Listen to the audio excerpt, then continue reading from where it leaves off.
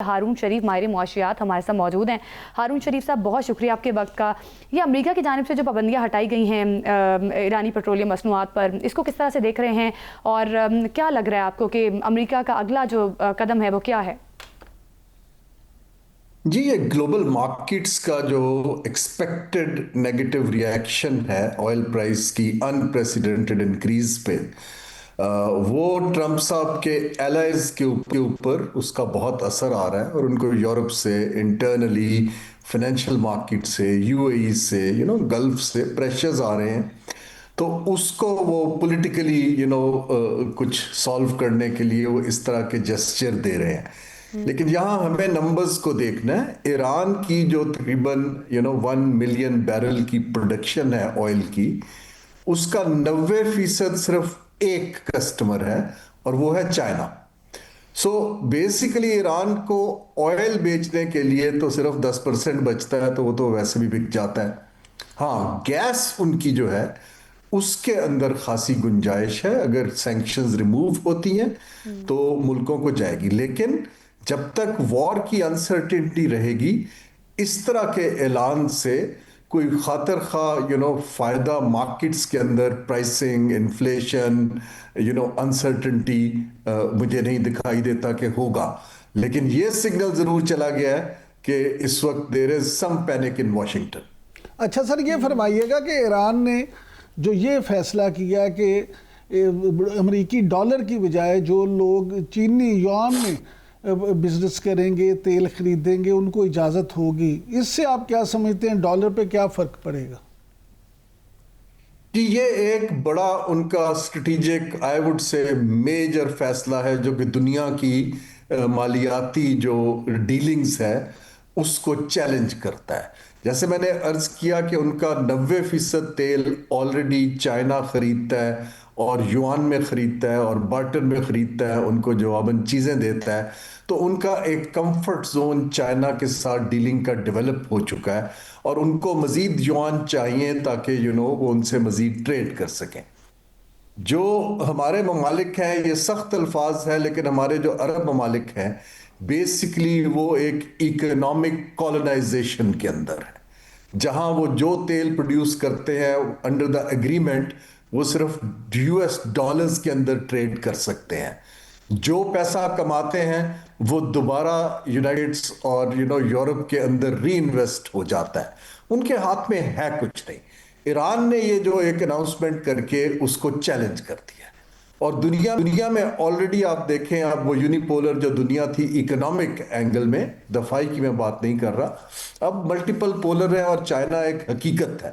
تو I think Iran نے foundation رکھ دی ہے کہ یہ پیٹرو ڈالرز کی منوپلی جو ہے وہ اگلے 5-7 سال کے اندر ٹوٹنی چاہیے، اور ایران نے فور فرنٹ پہ ایک آفر دے دی ہے۔ سر مجھے جی اچھا سر، یہ فرمائیے گا کہ جو LNG کا نقصان ہوا ہے قطر میں، اور قطر تو یہ کہہ رہا ہے کہ ایران کے حملوں کے بعد پیداواری صلاحیت 5 سال کے لیے 17% ختم ہو گئی ہے، تو آپ کیا سمجھتے ہیں اس کے نتیجے میں کیا عالمی سطح پہ کوئی بحران بڑھے گا توانائی کا؟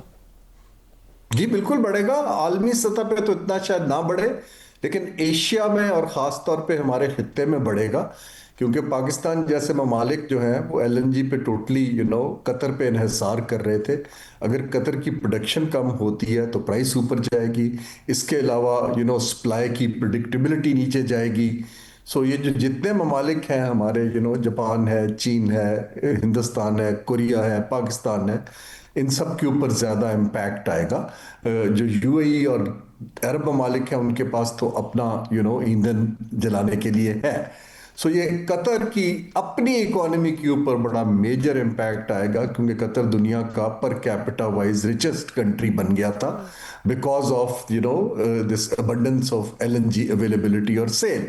لیکن ابھی قطر کے اوپر پریشرز بڑے کلیئر مجھے دکھائی دے رہے ہیں، لیکن گلوبل بحران خالی LNG سے میں پریڈکٹ نہیں کرتا۔ ہاں، اگر آئل پرائس بڑھتی جاتی ہے، جیسے کہ برنٹ جو ہے وہ اوپر جاتا ہے، اور جو دبئی کا کروڈ آئل ہے اور عمان کا ہے وہ $150 کے آس پاس ہے، وہ مجھے زیادہ وریسم لگتا ہے، کیونکہ اس سے پوری دنیا کنیکٹڈ ہے۔ اچھا سر، یہ فرمائیے گا کہ بعض لوگ جو ہیں خاص طور پہ ماہر معاشیات، ان کا یہ ماننا ہے کہ پریزیڈنٹ ٹرمپ کی طرف سے ایران کو اجازت دینا اس بات کی غمازی کرتا ہے کہ ذہنی طور پہ ٹرمپ جو ہیں وہ اب شکست تسلیم کر چکے ہیں؟ جی یہ سرٹنلی بیک فٹ پہ گئے ہیں کیونکہ ان کے اوپر پریشر بے تحاشا ہے. ان کی کیلکولیشن غلط ہو گئی ہے. ان کا خیال تھا 4-5 دن کے اندر ایران گھٹنے ٹیک دے گا. انہوں نے ہسٹری نہ پڑھی ہے، نہ غالباً ان کے ایلائز نے پڑھی ہے کہ ایک ملک جو 8 سال عراق کے ساتھ کانفلکٹ میں رہا ہے، جو 40 سال سے سینکشنز کو ڈیل کر رہا ہے، تو ان کے اندر ادارے بن چکے ہیں، ریزیلینس ہے. اور یہ کوئی چھوٹا موٹا آئیلینڈ نہیں ہے کہ جہاں آپ آ کے قبضہ کر لیں. یہ 93 سے 100 ملین لوگوں کا ملک ہے، اس کی ایک تاریخ ہے. سو وہ جب ریزیلینس بڑھتی گئی ہے اور دنیا میں اب ان کے اوپر پریشرز آنے شروع ہوئے ہیں معاشی، تو اب وہ ایڈجسٹمنٹس کر رہے ہیں. تو یہ بڑا کلیئر سگنل ہے کہ اب وہ کہہ رہے ہیں کہ جی اسٹریٹ آف ہرمز جو ہے وہاں سے ہمیں تو تیل آتا نہیں، تو ہم اس کے اوپر کیوں کنسرنڈ ہو، جن کو آتا ہے وہ اس کو ڈیل کر لیں. میننگ کہ جناب اب میرے بس سے بات نکل رہی ہے. لیکن ڈر یہ ہے کہ جاتے جاتے وہ کچھ ایریٹک کام نہ کر دیں، خرج آئیلینڈ پہ نہ کر دیں، یا کچھ میجر ان کی سپلائی لائنز کے اوپر کارپیٹ بومبنگ نہ کر دیں. اس سے پھر ایران جو ہے وہ پھر کوئی سیز فائر کا معاملہ ختم ہو جائے گا اور یہ ریٹیلیشن لانگ ٹرم چلتی رہے گی. یہ دنیا کو بہت خطرہ ہے. سر مجھے یہ بتائیے گا کہ جس طرح سے ہم نے دیکھا گلوبلی تیل اور گیس کا بحران جو ہے وہ بڑھتا جا رہا ہے، اگر پاکستان کے سینیریو میں بات کی جائے تو یہ کہا جا رہا ہے کہ تیل اور گیس کی قیمتیں مزید آگے جا کے بڑھائی جائے گی، ابھی بڑھائی بھی گئی ہیں. یہ بھی کہا جا رہا ہے کہ پاکستانی قوم تیار رہے. تو کیا سمجھتے ہیں اس سارے تناظر میں ہماری معیشت پر اس کے کیا اثرات مرتب ہوں گے، اور کیا لاہ عمل پاکستانی گورنمنٹ کو بنانے کی ضرورت ہے؟ اس معاملے پر بھی بتائیے گا. جی دیکھیے، ایک چیز ہمیں ریالٹی سے چھپنا نہیں چاہیے، ڈینائل میں نہیں رہنا چاہیے. ہم 85% پیٹرولیم کی چیزیں امپورٹ کرتے ہیں. ہم ڈپینڈنٹ ہیں اور ہمارے پاس ابھی آلٹرنیٹ سسٹمز نہیں ہیں. ہمارے اوپر تو امپیکٹ آنا ہی آنا ہے. پچھلی حکومت نے بھی یہ غلطی کی تھی کہ انہوں نے گلوبل جب آئل پرائسز 110 پہ گئیں تو انہوں نے ایڈجسٹمنٹ نہیں کی، پاپولسٹ سیاسی ڈیسیشن لیا، جس سے بجٹ کا خسارہ بڑھ گیا اور ایونچولی انفلیشن ہاتھ سے نکل گئی. ابھی بھی یہ جو انہوں نے اناؤنسمنٹ کیا ہے، میرے حساب سے وزیر اعظم کو 3 کام اناؤنس کرنے چاہیے تھے کہ میں کچھ جو لوڈ ہے حکومت بیئر کر رہی ہے، ہم نے ٹیکسز کی جو آپ کی پی ڈی ایل ہے اس کے اندر کمی کر دی ہے، وہ ہمارا حصہ ہے. کچھ ہم آپ کو پاس آن کر رہے ہیں، آپ جو ہے کم از کم وہ 50 روپے تو اور بڑھتی دکھ رہی تھی قیمت. اچھا سر، اب تو خبریں یہ بھی آ رہی ہیں کہ امریکہ بہادر جو ہے، ایک طرف تو مڈل ایسٹ میں ویسے تباہی ہے، ان کے کام جو ہے سب رکے پڑے ہیں، دوسری طرف امریکہ بہادر بھی کہہ رہا ہے کہ مجھے بھی پیسے دو، تمہاری حفاظت پہ میرا بڑا خرچہ آ رہا ہے، تو جنگ میں مجھے پیسے چاہیے. دیکھیے، آپ نے یہ ماڈل جو میں نے کالونائزیشن کی بات کی، اکنامک، یہ اسی کی بات ہے کہ جی ہم آپ کی سیکیورٹی گارنٹی کر رہے ہیں، ہم آپ کا تیل نکال رہے ہیں، ہم آپ کا بیچ رہے ہیں آئل دنیا میں، تو آپ اتنے ٹریلین ڈالرز کی انویسٹمنٹ ہمارے ملک میں کریں.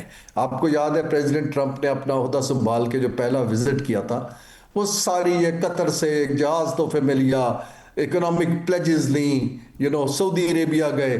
اب سوال یہ ہے کہ اگر وہاں پر تیل کی پروڈکشن گرتی ہے تو وہاں پہ تو ریونیوز کم ہو جائیں گے، تو وہ کیسے آنر کریں گے وہ کمٹمنٹس. اور جو ایک اوور آل ہوا تھا کہ جی ایسٹ انڈیا کمپنی آپ کو بچا لے گی، آپ نے دیکھ لیا ہے کہ وہ جتنے بیس ہیں وہاں سے تو امریکن فوجی آلریڈی نکال لیے گئے ہیں. سو انہوں نے اب یہ گلف سٹیٹ کو پہلے بھی سوچنا چاہیے تھا. اب تو ریفلیکشن کا ٹائم ہے کہ پیسے دے کے سیکیورٹی نہیں آتی ہے. سیکیورٹی کے لیے آپ کو ایک خود اپنی انٹرنل سٹرینتھ لانی پڑتی ہے. اگر آپ کے پاس اکوپمنٹ ہے، ہتھیار ہے، جہاز ہیں، لیکن آپ کے پاس فوج ہونی چاہیے جو اس کو چلا سکے، جس کی ٹریننگ ہو، جس کے اندر سمجھ ہو. انہوں نے ایک آئیلینڈ کریٹ کر دیا تھا کہ ہمیں کچھ ہو ہی نہیں سکتا، ہمارے پاس پیسے ہیں. اب یہ اس میں سے ہوا نکل رہی ہے. I think it's a high time کہ عربز اس پہ ریفلیکٹ کریں، نہ کہ ایک پرانے ماڈل پہ پھنسے رہے. بالکل ایسا ہی لگ رہا ہے کہ امریکی صدر اس وقت بوکھلاہٹ آ رہے ہیں. ایران نے جس طرح سے امریکہ کے طیاروں کو نشانہ بنایا اور امریکی تنصیبات کو نشانہ بنایا. بہت شکریہ آپ کا.